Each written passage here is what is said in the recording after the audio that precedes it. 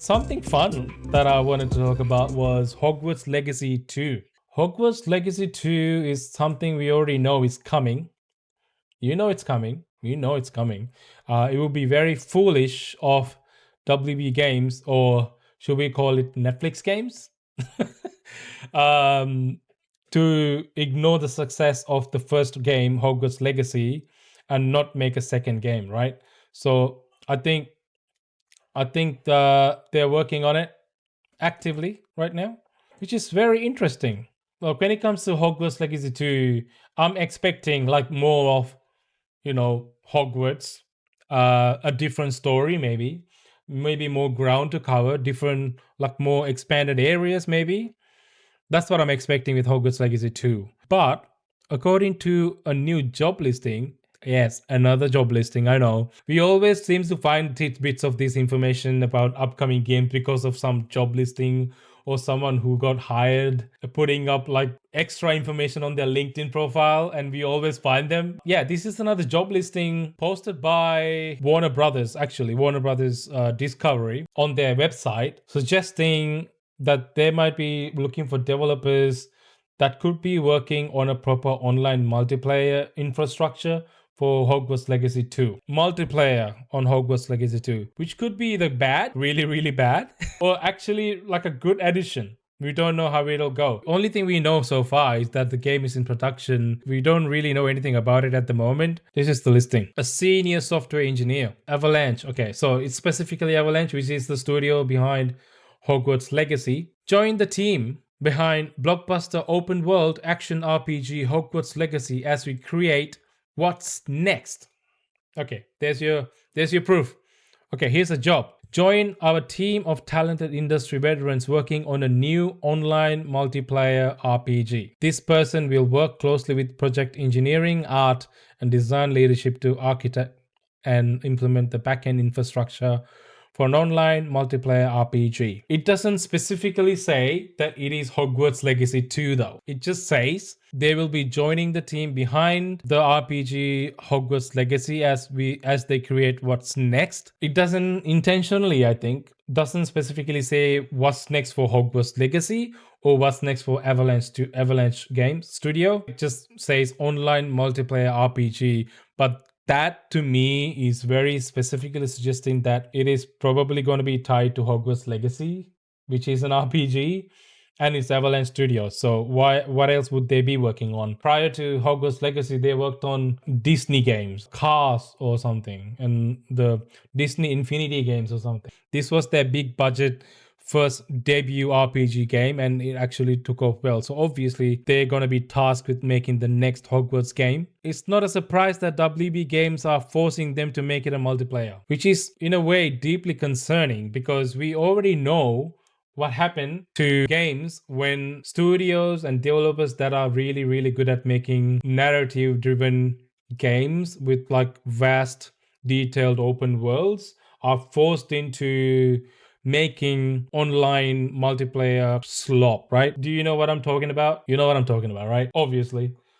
Like, this game was such a slop. I couldn't believe that this came out the way it did by a video game company that made best Batman games ever made. This is made by Rocksteady, who made Batman Arkham games. I couldn't believe that this is the kind of slop that they came up with. But upon looking further into like the development and like what really went on in the studios, it became a little bit more apparent that Rocksteady may have been forced into making this game online multiplayer shooter in order to make it a kind of a cash cow for WB. That's not a far-fetched opinion or anything, because around the same time when this was coming, a lot of the companies, including Sony, everyone was trying to get in on the multiplayer hero shooter. If you have like a successful online shooter, it becomes an instant cash cow for at least a decade. Like, think Destiny.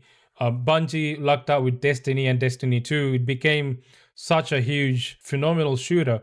It became Bungie's cash cow for the better part of the decade, or even more so. Even Bungie is trying to recreate that with Marathon. Marathon is not going that well, to be honest. I don't know if they can capture the magic of Destiny 2 with Marathon. That's exactly my point. It is not easy to come up with online shooter and just have an instant cash cow on your hands. The competition for shooters is so tough now. There are so many out there as well. You are essentially requesting the attention of people who are already playing those kind of games, a portion of their attention towards your new game. If you don't do a stellar job, it's not going to stick. That's where we at. This was just such a slop. I just couldn't believe. The main reason, as I see it, again, this is my opinion, you could have a different one, is probably because Rocksteady was good at making really good open world and really good stories. That's why even with this game, the story isn't that bad.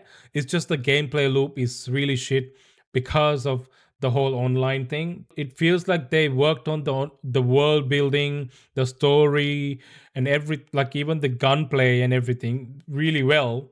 It feels good. Like the gameplay actually feels good. The melee combat feels like a Batman game, obviously, because it's Rocksteady. It feels satisfying, but the core gameplay loop is so unsatisfying. It's just repeated slop.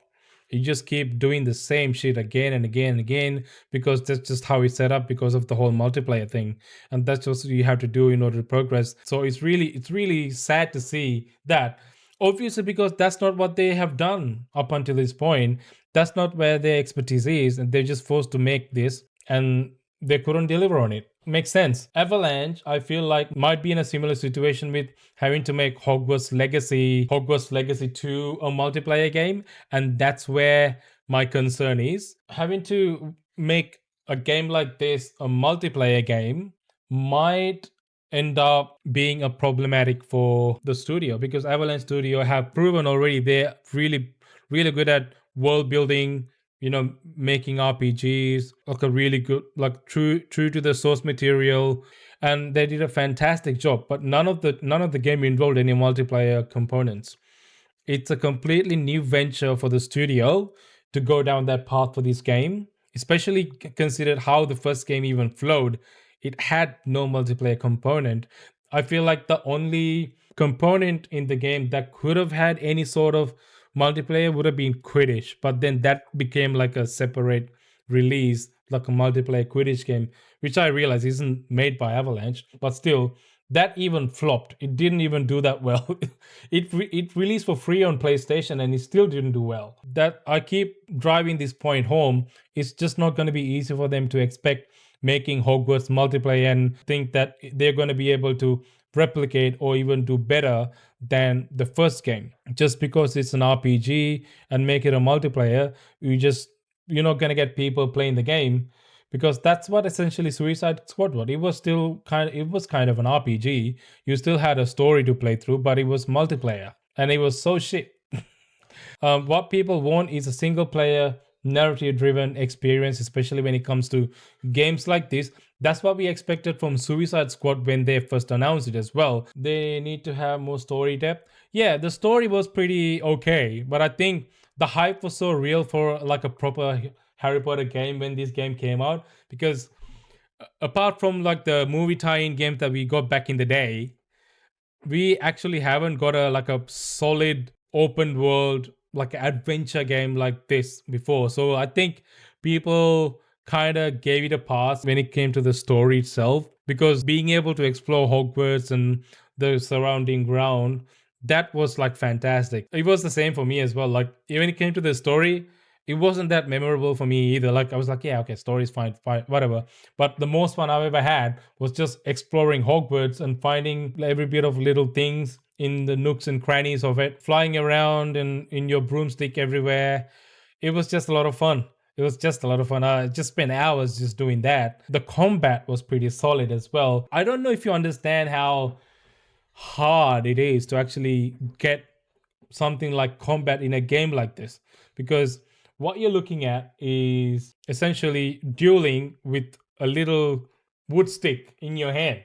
That's what it is. Essentially, that's what it is. You got your magic stick that you're waving, and it's dispelling spells, and that's your combat. How do you make it varied enough and have enough depth to it so you have a sense of progression with it, and also cover the lore with it? You got very specific spells that are tied into the story of Harry Potter that you need to draw from, like Expelliarmus and all that, and the death curse itself as well. How do you use that? Because in the stories, the Avada Kedavra curse, the death curse, is such a rare use, like you just don't use it. But it would be weird to not be able to use that in the game. So how do you include that in the game and also make it just sparse enough that it kind of makes sense? Like how do you find that balance in combat, and how do you make it feel good? Because just being able to wave your wand dispelling spells is not going to be enough if it doesn't feel good. So how do you find a balance in all that? And that was a very hard task. In previous games, they couldn't achieve that. I think that was the success for this game. They actually nailed the combat, and it felt really satisfying. It actually worked somehow. They found the formula for combat system using magic somehow, and that was the highlight for me actually. They just need to build up on that, and then, like you said, improve on the story a little bit, have more depth to that, have more depth to the world itself as well. And I think that will be really, really fun. I just don't think multiplayer is required for this game. So this is deeply concerning for me at this point, that this is the route they're going. I hope even if they do include multiplayer, that it's like almost separate component to it. Hopefully that you can still play the game as a single player experience. That's what I hope. But I don't know. It's WB Games, man. Like, you just don't know what they're going to do. They're forcing Avalanche to do this, and it's not like they can say no. So I don't know what's going to happen. It's a concerning situation. It's a very concerning situation.